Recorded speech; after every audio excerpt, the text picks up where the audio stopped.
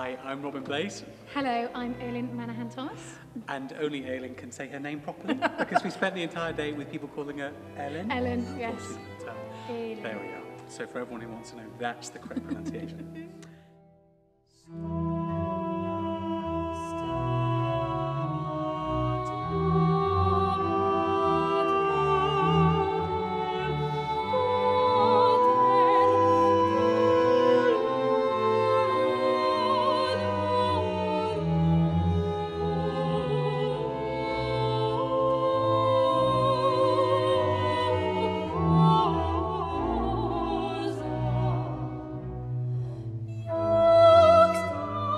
Everyone knows the first movement because, of course, that's not only such a famous movement today, but was also one of the most famous pieces of Baroque music at the time as well, and basically was a legacy to the world. Composers for generations after him studied that very famous sequence and expressive opening movement.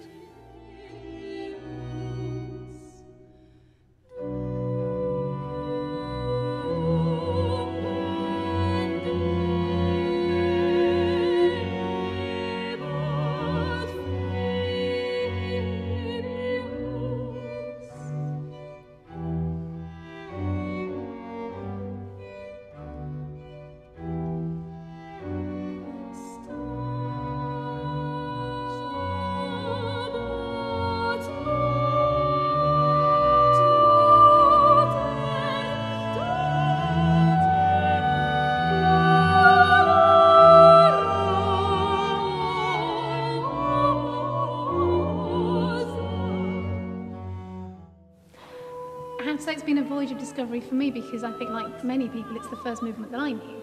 That's the one I was familiar with, and it's been really lovely getting to know the other movements. The Cuius Animam, the first solo for the soprano, is just stunning because it depicts the Virgin Mary being stabbed by the sword of sorrow, if you like, and it's so beautifully and stunningly and gut-wrenchingly written. And then you jump from that to, Vidi te Suum, another beautiful, gentle movement. They're all so emotional, but some of them are uplifting and some of them are just harrowing. But you can see in this piece the link, the pathway between the Baroque into the classical style. And it's incredibly striking how you'll be in something like the opening movement, which is almost sort of retrospective in a way and looks backwards towards the early Baroque idea of sequence, and there's a fugue as well, there's some fugal writing. And then there's other movements like the Quae Marebat and the Cuius Animam, which are incredibly classical in style and sound as though they could almost come out of, even a late classical string quartet or something like that.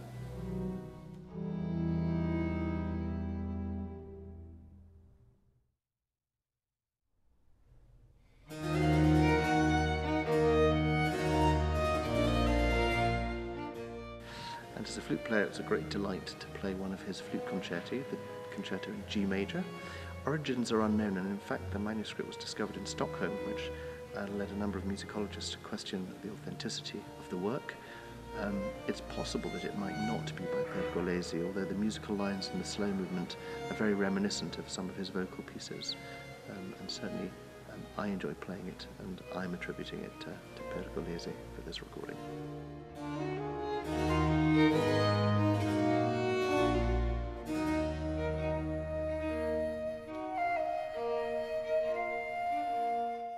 What's very exciting about this project is the fact that we're teaming up Robin and Elin together for the Stabat Mater.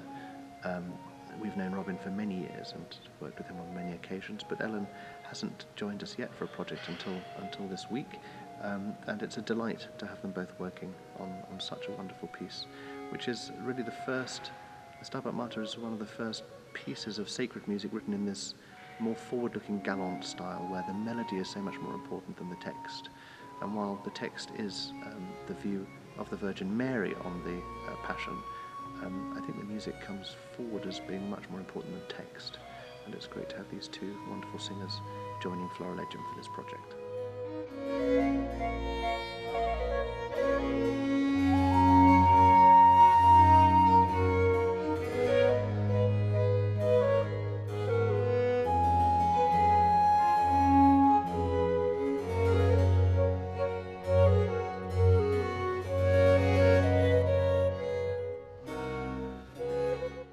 once the disc is released in 2010, Florilegium will be touring with Robin Blaze and Emma Kirkby around the UK and also in Budapest, Germany, Spain, Italy, France.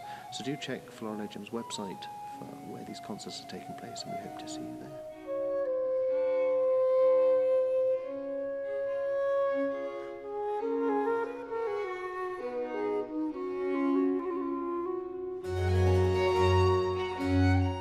Been a tremendous privilege, as it always is, to perform and especially record great music. It's a little bit daunting because one feels one's ideas are put down finally, and that hopefully people will accept that we take that responsibility very seriously, but that we realise that some people will love it, some people will find it's not their perfect recording, but we do it with a sense of humility and a will to get the best out of this music that we can.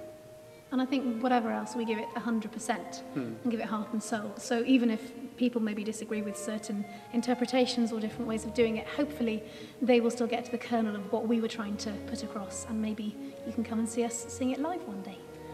And that's the interesting thing about music, isn't it? It's the thing that keeps on bringing us back again and again.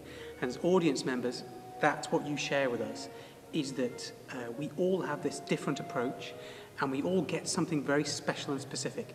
And we hope that even if it's not what we expect, that you take something very specific out of this.